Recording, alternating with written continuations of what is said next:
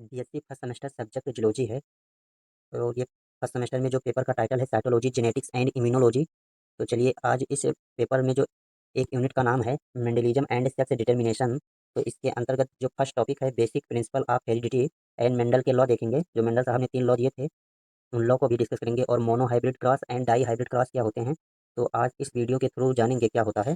तो चलिए देखते हैं कि ये बेसिक प्रिंसिपल ऑफ हेरिडिटी क्या है।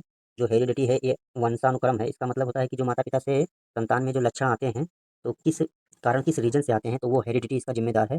और हेरिडिटी की वजह से ही पेरेंट से सिमिलर होते हैं बच्चे, मतलब अपने माता पिता के जैसे होते हैं। तो उसका कारण रीजन क्या है तो वो हेरिडिटी है। कुछ वेरिएशन मिलता है, एकदम सेम नहीं होते हैं, लेकिन वो हेरिडिटी की वजह से बच्चे अपने माता पिता के जैसे दिखते हैं। तो इसमें कुछ वर्ड जो इस यूनिट में यूज होंगे इस वीडियो में, मतलब इस चैप्टर में, तो आप उनको देख लीजिए। जो जैसे ट्रेस है, लक्षण है, कैरेक्टर का रूप क्या होता है। कैरेक्टर कुछ सबका अपना अलग अलग कैरेक्टर होता है। टाल मतलब लंबा, डॉट छोटा। तो इन शब्दों का मतलब आप समझ कर रखेंगे तो आपको इस चैप्टर में आसानी होगी। जीन क्या होता है, डीएनए का छोटा सा हिस्सा होता है। एलील क्या होता है, एलील जीन का, जिस जिस प्रकार से जीन डीएनए का छोटा हिस्सा होता है उसी प्रकार से एलील जीन का दूसरा बहुत छोटा ये भी होता है। कैपिटल टी, स्मॉल टी, इसे आप आगे जब डायग्राम के माध्यम से समझाऊंगा वहाँ पर आपको बताऊंगा क्या होता है। ये जीनोटाइप क्या होता है, फिनोटाइप क्या होता है। जीनोटाइप वो होते हैं जिसे हम आंखों से देखकर लक्षण नहीं बता सकते हैं, तो वो जीनोटाइप होता है। फिनोटाइप क्या होता है, जिसे हम बाहर से देखकर बता सकते हैं। जैसे कोई संतान है तो उसे हम बाहर से देखकर बता सकते हैं वो छोटा है, बड़ा है, लंबा है, कैसा है, गोरा है, काला। तो ये फिनोटाइप के अंतर्गत आते हैं। फिनोटाइप इसका जो हेरिडिटी का बेसिक मतलब है सिंपल, मतलब ट्रेस लक्षणों का ट्रांसफर होने का नियम इसी हेरिडिटी कहते हैं। तो ये जो हेरिडिटी का प्रिंसिपल है सबसे पहले किसने दिया था, मेंडल साहब ने दिया था। कब दिया था, 1822 से लगभग इसी ईयर 1822 या 84 के बीच में दिया था। ये सब आपने हाई स्कूल में पढ़ रखा है कि मटर पर पौधों को प्रयोग किया था। तो ये सब बीएससी में पूछा नहीं जाएगा, लेकिन आपको आइडिया होना चाहिए। पी प्लांट पर किया था, उसका क्या नाम है, रासायनिक पाइसम सटाइबम एक्सपेरिमेंट करके रूल बनाया था। तो वो जो 3 रूल दिए थे उसी रूल को आज जाना इस वीडियो में जानेंगे। और मेंडल साहब को जेनेटिक्स का फादर कहा जाता है। और जो मेंडल का पहला लॉ है, लॉ ऑफ डोमिनेंस, मेंडल साहब ने 3 लॉ दिए थे। चलो उन्हें देख लेते हैं। जो ये मेंडल साहब का 3 लॉ क्या है, लॉ फर्स्ट लॉ क्या है, लॉ ऑफ डोमिनेंस मतलब प्रभाविता का नियम। और एक है लॉ ऑफ सेग्रीगेशन, विभाजन का नियम। इसी नियम को क्या बोला जाता है, पृथक्करण का नियम बोला जाता है। और जो उनका थर्ड लॉ है, तीसरा नियम है लॉ ऑफ इंडिपेंडेंस असॉर्टमेंट, मतलब स्वतंत्र वर्गीकरण का नियम। मतलब ये स्वतंत्र रूप से लक्षणों को चयन करते हैं। तो जो ये प्रभाविता का नियम है लॉ ऑफ डोमिनेंस, ये क्या होता है, इसका परिभाषा चलिए देख लेते हैं। प्रभाविता का मतलब क्या होता है, आप आप किसी पर अपना प्रभाव दिखाते हैं या एक्सप्रेशन आप जमाते हैं, मतलब अपना भाव दूसरों पर जमा लेते हैं, उसे तो बोला जाता है प्रभाविता। प्रभावित कर लिया, आप किसी दूसरों को इम्प्रेस कर लिए।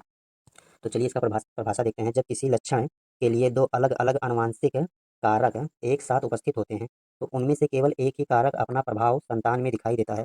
मतलब एक जो 2 होते हैं, एक नहीं दिखा पाता है, अर्थात वो छुप जाता है, और एक दिखाई देता है। जो दिखाई देता है उसे क्या बोलते हैं, अपना प्रभाव दिखा ले गया। ये मेंडल के प्रभाविता के नियम के अनुसार जब एक लक्षण के 2 विपरीत कारक संतानों में एक साथ आते हैं तो उनमें से केवल एक कारक ही व्यक्त होता है। मतलब एक ही कारक अपना लक्षण दिखाता है और दूसरा मंद हो जाता है, अर्थात छुप जाता है। अर्थात रिसेसिव, इंग्लिश में क्या कहते हैं, रिसेसिव कारक दबा रहता है, छुप जाता है। जो प्रभावी होता है डोमिनेंट होता है, जो डोमिनेंट होता है वो दिखाई देता है। तो इसी को बोला गया प्रभाविता का नियम। जो अपने आप को प्रकट कर ले गया तो उसे बोला गया प्रभाविता का नियम, अर्थात डोमिनेंट जो प्रभाव अपना दिखा ले गया। जो कारक प्रभाव दिखाता है उसे क्या कहते हैं, प्रभावी, अर्थात डोमिनेंट कहते हैं। जो कारक छिप जाता है उसे क्या कहते हैं, मंद कहते हैं, रिसेसिव कहते हैं। और जो कारक अपने आप को शो कर ले गया उसे ही बोला गया प्रभाविता का नियम। तो ये इंग्लिश में देख लीजिए, लॉ ऑफ डोमिनेंस स्टेट है। जो ये प्रभाविता का नियम की स्टेट अवस्था है, डायट व्हेन टू डिफरेंट एलील, मतलब 2 अलग अलग कारक आप ट्रेस गुणों के आर प्रेजेंट होते हैं, कहाँ पर, इन हाइब्रिड, हाइब्रिड हेट्रोजाइगोट्स, मतलब ये अलग अलग होते हैं। और उनमें से केवल ओनली वन एलील, एक ही कारक इज एक्सप्रेस्ड, एक्सप्रेस का मतलब शो कर पाता है, इन द फिनोटाइप्स। फिनोटाइप्स का मतलब क्या होता है, जो जिसे हम बाहर से देखकर बता सकते हैं छोटा बड़ा, या मतलब जो लक्षण हम बाहर से देखकर बता सकते हैं उसे बोला जाता है phenotype. The express allele is called dominant, जो अपने आप को एक्सप्रेस कर पाता है, मतलब दिखा पाता है, उसे तो बोला जाता है डोमिनेंट। एंड द हिडन, मतलब जो छुपा रहता है, एलील इज कॉल्ड रिसेसिव, जो अपने आप को शो नहीं कर पाता है अर्थात छुप जाता है, उसे बोला जाता है रिसेसिव। तो ये सारी चीज़ें जो लिखी हुई हैं आपको स्क्रीन पर दिख रही हैं, आप इसे पीडीएफ के थ्रू पढ़ लेना। ये सारी चीज़ें आपको समझाने के लिए लिखी गई थी, इससे आपके एग्जाम से कोई मतलब नहीं है। मतलब ये आपके नॉलेज के लिए है, ये बीएससी लेवल पर नहीं आता है तो आप इसे पढ़ लीजिएगा। जैसे ग्रेगर मेंडल ने मटर के पौधों पर प्रयोग किया था, ये सारी चीज़ें आप हाई स्कूल में पढ़ चुके हैं, तो मैं इसे स्किप कर रहा हूँ। आप पढ़ना होगा तो पढ़ लीजिएगा डाउनलोड करके पीडीएफ या नोट्स बनाकर। तो जो मेंडल साहब ने अपना फर्स्ट लॉ दिया था, लॉ ऑफ डोमिनेंस को, चलिए उसे समझ लेते हैं। मेंडल साहब ने ये मटर का पौधा लिया था।